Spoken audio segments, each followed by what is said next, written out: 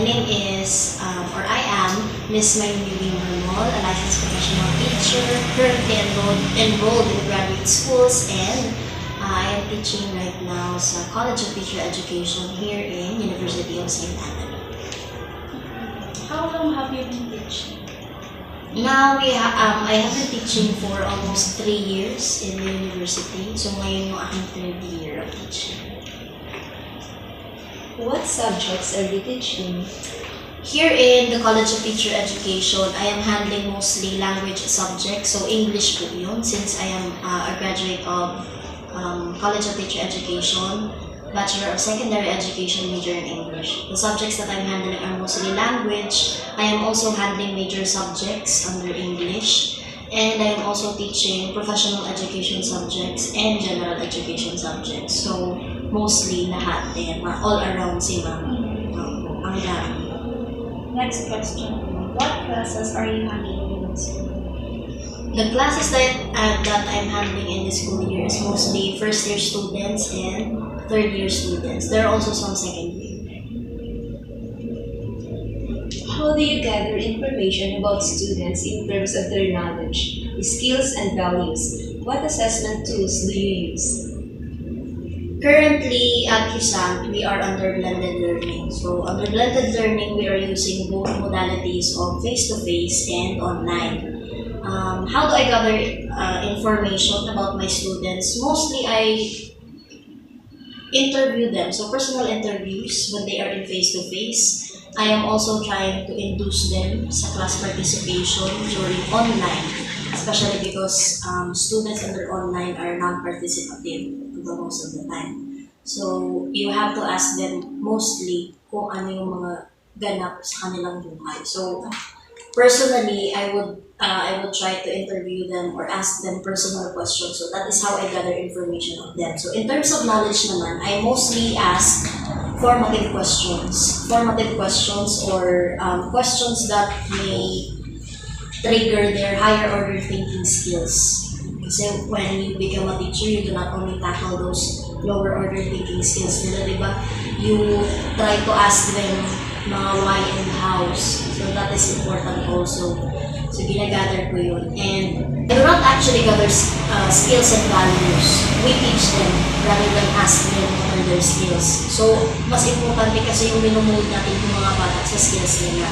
How do I gather such information under their skills? They are usually asked questions that are more involved in observation. What do I mean by this?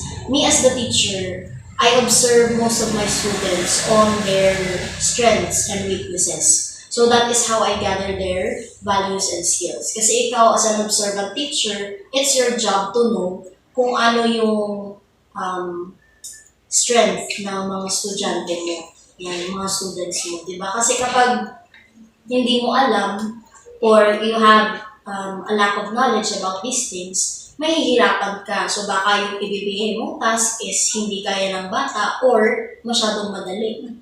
Diba? Problema din kasi kung masyadong madali yung skill, bakit hindi kayo nag-grow? Okay, so mostly asking questions and through observation, that is how I gather information from them. What assessment tools do I use? Right now, under blended learning, we use online tools. So they have this what we so-called LMS or learning management systems under Google Workspace. So ginagamit natin yung Google Classroom for them to submit their tasks. So doon sila nag-access ng kanilang lessons, also submitting their tasks doon, yung LMS. But what about pag physical? So kapag physical, ang assessment tools na ginagamit ko is usually the traditional pen and paper test. And of course, yung authentic natin, which is their output-based mga projects, ganyan. So that is how I gather or use the assessment tools that we have for blended learning. So that is for that question. So next question, when do you conduct assessments? I conduct assessments usually pag start of the classes, wherein I conduct mostly diagnostic and summative. So what's important for me is the summative. Kasi any test that you would comply within the teaching lesson, for example, the semester, baga ngayon, Diba? It's always easy to find answers. Pero pagdating sa summative, yun na yung mahirap.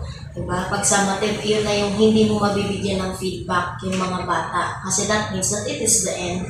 So, I conduct mostly diagnostics at the start para for me to know if meron silang alam doon sa certain topic na sisimulan namin i-discuss, and by the end of the class lesson or the end of the semester. So, yun siya. When do I conduct? During diagnostic tests or start of classes, and during at the end of semesters or class, which is the summative tests. For follow-up question po sa number 2, how will this assessment support student learning? So how will this assessment support student learning? It becomes a support for student learning in sense that they can assess themselves, diba, individually. Kayo as students, you can assess yourselves if you are growing in your knowledge. So that becomes a help because assessment is made for that purpose.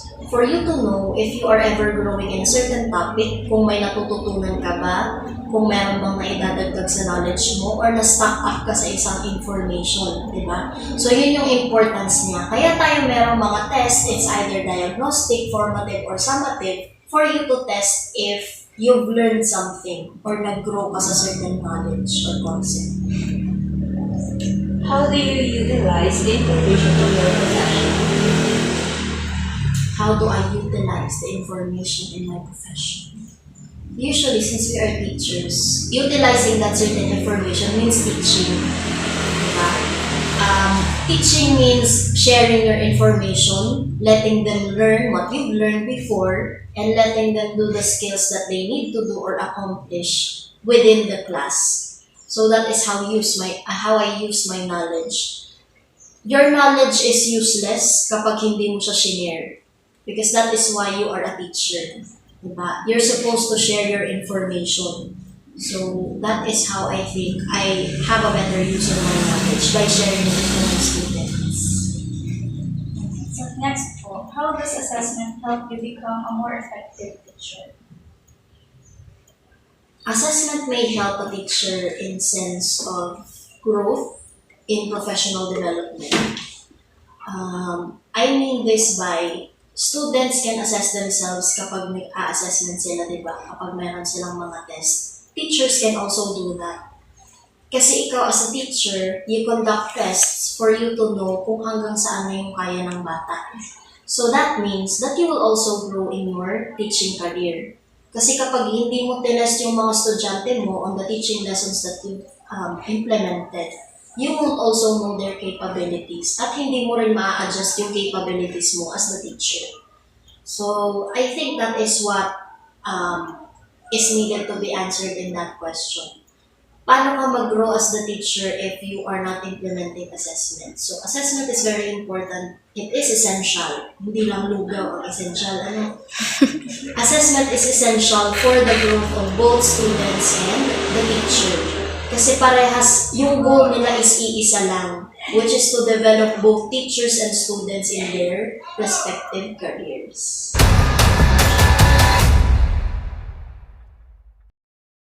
Kapit lang.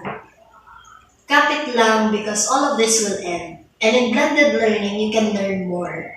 Kaya natin siya tinawag na blended learning because you have certain modalities that can be applied. These modalities have been learned by the teachers who are teaching you. So fear not because you will learn something.